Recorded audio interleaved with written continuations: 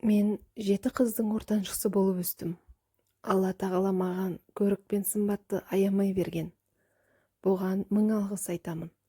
Бірақ ер адамдардың көз құрты болдым. Қыдыруға да әуес болдым. Сондықтан шығар, жұрт мені жеңіл жүрісті қыздың қатарына қосатын. Бірақ мен ондай емес едім. Өзімнің не істеп жүргенімді жақсы білдім.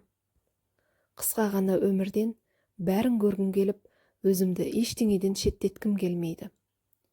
Елдің өсегіне қаламын деген ой менде ешқашан болған емес. Мектепті бітірген соң өзімнен 7 жас үлкен жігітпен жүрдім. Бір-бірімізді өте қатты жақсы көрдік. Оны сүйгенім соншалық, қыздардың асылы саналатын абыройымды, пәктігімді соған сыйладым. Сонымен не керек? Сол сүйіктіммен келіспей қалып, соңымнан қалмай жүрген жігітке тұрмысқа шығып кеттім. Уақыт өте келе 2 ұл, 1 қыз таптым. Күйеуіме өліп өшкен махаббат сезімі болған емес, тек сүйгеніме ерегесіп шыға салдым. Осылайша енді менің өмірімде махаббат деген ұғымға жол жоқ. Ондай сезімді ендігәрі сезінбеймін деп жүргенде, тұрмыс құрғанымызға 7 жыл уақыт зырғып өтіп кетіпті. Бірақ осы 7 жыл мен үшін қызықсыз өтті. Bir қалыпты, сүреңсіз де суық өмір. Тек 3 балам үшін өмір сүргендеймін. Мен сол өміріме көнгендей болғанмын, бірақ жүрек шіркін көне алмапты. Күндердің күнінде күйеуімнің досына ғашық болдым. Ол азамат мені несімен баурап алғанын да білмеймін. Сөйтіп, ол жігітпен көңіл қостық.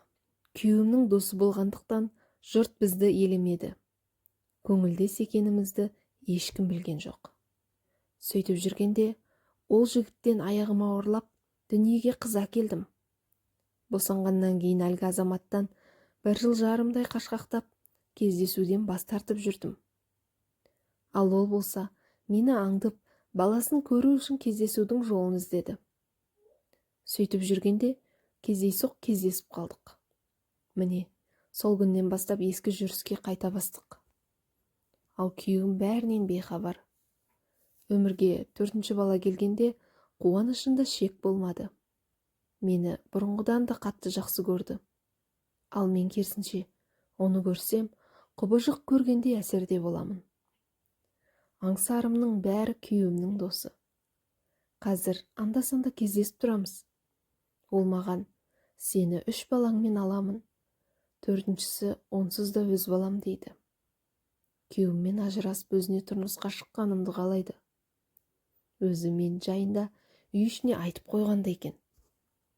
Бірақ мен оның отбасынан қатты қорқамын. Ұяламын, ыңғайсызданамын. Ертең мені қабылдамай қойса қайтемін. Ал өзімнің күйеуім бұл жайында әлі ештеңе де білмейді. Егер ол естісе, не боларын кім білсін. Иә, бұл сұмдық менің басынан өтіп жатыр. Бірақ әйтеуір күндердің күнінде бар шындықты білер анық. Өзімнің қателік жасағанымды жақсы білемін. Кінәлі екенімді де білем. Бұл жүрісімнің түбі жақсылыққа апармайтынын да білем. Не істеймін? Көмек қолын созыңыздаршы. Өтінем, маған ақыл кеңестеріңізді айтыңыздаршы.